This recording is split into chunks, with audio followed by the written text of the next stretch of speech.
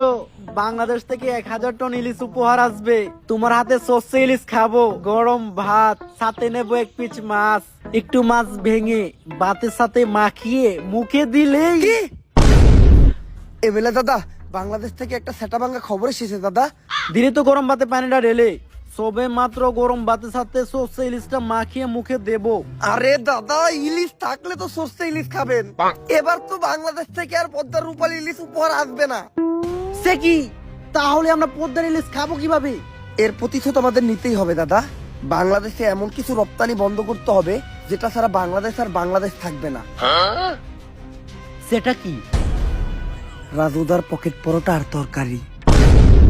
চলুন দাদারা, আপনাদেরকে একটা খবর দেই। বাংলাদেশ থাকবে না, থাকবে না বাংলাদেশ। আজকে আমি শোকাহত, আজকে আমি চিৎকার করব না, আজকে আমি রাখবো না। বাংলাদেশ থাকবে না। বাংলাদেশের জেলা চট্টগ্রাম, ফেনী, কুমিল্লা কোনোটাই থাকবে না। বাংলাদেশের চিকেন লেগরে আমরা কুকুরের মতো কামড়ে খেয়ে ফেলবো। থাকবে না বাংলাদেশ।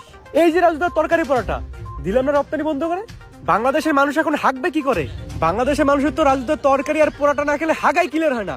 বাংলাদেশ থাকবে না, থাকবে না, না হাঁক দিয়ে পেরে মরে যাবে। থাকবে না, বাংলাদেশ থাকবে না। মিলিয়ে রাখুন, থাকবে না। কি একটা ঝামেলায় বললাম কত শামসু, পোলাটার 2 দিন ধরে আগা হয় না।